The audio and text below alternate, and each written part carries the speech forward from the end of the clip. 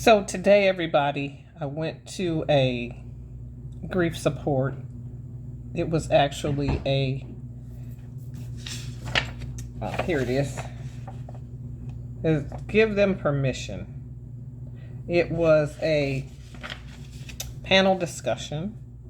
It was the start of a public foundation for a son of Dr. Porter Lockett.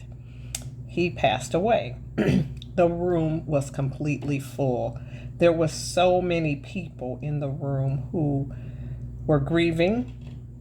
She had a lot of speakers there. The speakers had lost loved ones. The day was fun-filled. The day was emotional. The day was filled with vendors and people who poured into other people's lives. It was one of the best events that I'd ever gone to. And here is the event that I went to today. And part of my book says give them permission. It was a good day, and it made me think of new things that I need to do for living with loss. And these people had lost all kinds of people. There were people who had lost children. She lost her son, and that's his foundation. He had brothers, and his older brother spoke about losing his brother.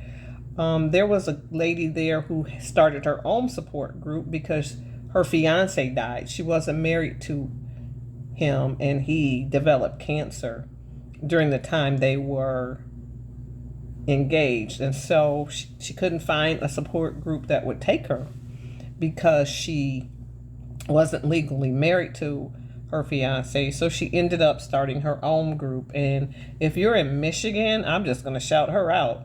There's a place called Sweet Potato Sensation, and she owns that place. And if you're in Michigan, I know you know, or if you're especially in the Detroit area, that place serves all kind of sweet potato pie, sweet potato cakes, sweet potato pancakes. But anyway, we're not here to talk about sweet potatoes. And then she had a mayor of a small city in the Detroit area. She lost her son, her only son. And she talked, and then she had people who were close to their parents who died. So she also had a panel discussion, and the panel had experts. And I was very impressed with all the experts. One guy had written a book. I was impressed with all the experts that were there and the answers. They had a question and answer session. One of the questions that I was wondering how the answer was going to come out, the question was, how do you get over losing somebody when you don't know what happened? Whether it be a murder or they were found dead, that was the question. And so the answer from one of the, I think it was a psychiatrist or psychiatrist, was sometimes you don't need the answer. You can just grieve. So, and I agree with that. And the other answer was, and we do this as people of color, how did they die? You don't even have to know all the time. So sometimes it's just better to just grieve and move on. Another question was, what happens if the Detroit police doesn't have the answer? And so one of the speakers said, get past that. Get past having to know or having to hold somebody else accountable, especially the police. Because the answer was, well, we live in the city of Detroit. That's not a good answer when you're grieving. However, you still need to work through the grief. Another question was, how long should a person grieve? The answer, and I think we all know the answer, there's no time limit on grief. I left there, I think my live just went away. I left there feeling so. I left there feeling fulfilled, and I left there with some solutions. So I'll just say there are solutions coming, and they're coming for disadvantaged people, because I began to think about people who die, who are homeless. Their family may take years to find out that they died, or they might not have any family. So it's better to help somebody when you can. And so that's going to be a segment that our group will deal with. Because I know a lady, I give her a lot of my clothes, and she gives them to the homeless once a month on Saturday. She's here in the city of Detroit, and if you're in Detroit, she goes to the Cass Corridor, and she feeds and gives clothes to the homeless. So I thought about that population, because I remember when I worked for the Department of Corrections and I was a parole officer, there were plenty of people who I had to identify because they didn't have any family.